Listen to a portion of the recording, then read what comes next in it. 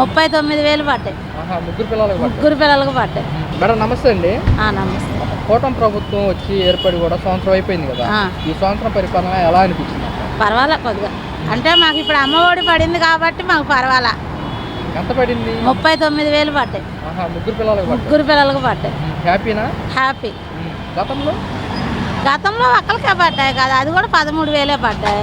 ఇప్పుడు వచ్చి ముగ్గురు పిల్లలకి పడ్డాయి, 39,000 పడ్డాయి.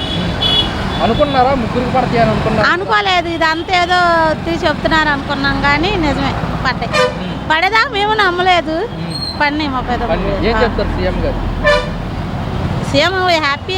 ముగ్గురు పిల్లలు పడ్డాయి అంటే మామూలు మాటలు కాదు కదా. ముగ్గురు పిల్లలకు పడ్డాయి, మేము హ్యాపీ. కొద్దిగా చదువులకు కానీ కొంచెం మాకు ఇంట్లో కానీ మాకు పరిస్థితి చాలా ఇబ్బందిగా ఉండేది.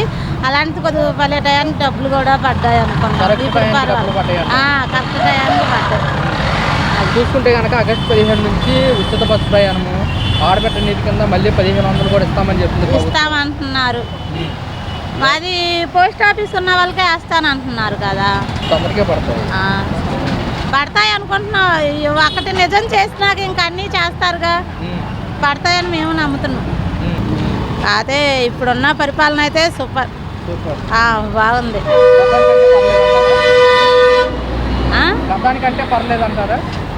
పర్వాలా, ప్రస్తుతానికి కొద్దిగా అనుకున్నాయన్నీ చేస్తే కనుక గతం మీద పర్వాలా. అదే జగన్ అయితే అనుకున్నాయన్నీ చేశాడు అప్పుడు. మరి ఇప్పుడు ఆయన ఏమైనా చెప్పినవన్నీ ఏదో 6th సెన్స్ అవన్నీ సూపర్ 6 అవన్నీ చేస్తామంటున్నారుగా. మరి అవన్నీ పడితే మేము దాన్ని కూడా మేము నమ్ముతాం. మళ్ళీ జగన్మోహన్ రెడ్డి గారు పథకాలు ఏమీ ఇవ్వట్లేదు, కూటమి ప్రభుత్వం వచ్చిన తర్వాత మొత్తం మభ్య పెడుతున్నారు అంటే ఇప్పుడు వచ్చిన సంవత్సరంలో ఈయన చేసింది ఇప్పుడు ఇదే కదా. మరి అంతకుముందు అంత ఏమి లేదు కదా. ఇప్పుడు చేసింది ఏంటంటే అమ్మఒడి వచ్చింది, అదొకటే చేశారు. మళ్ళీ జగన్మోహన్ రెడ్డి మేము అధికారంలోకి వస్తామని చెప్తున్నారు, వచ్చే అవకాశం ఉంటుందంటారా? ఏమో ఆయన టయానికి వస్తే చెప్పలేము. మరి ఇప్పుడు ఆయన అయితే అన్నీ చేస్తున్నారుగా. అది ఇల్లులు కూడా అలాగే ఇస్తే బాగుండు. మాకు జగన్ అన్న ఇచ్చిన ఇల్లులేమో ఇప్పుడు వచ్చినట్టు అట్టాగా అక్కడ ఉన్నాయి, కానీ ఇప్పుడు ఏమైనా పరిపాలనలో అవి ఇచ్చేస్తే కనుక ఈయనే గెలుస్తాడని మేము అనుకుంటున్నాం.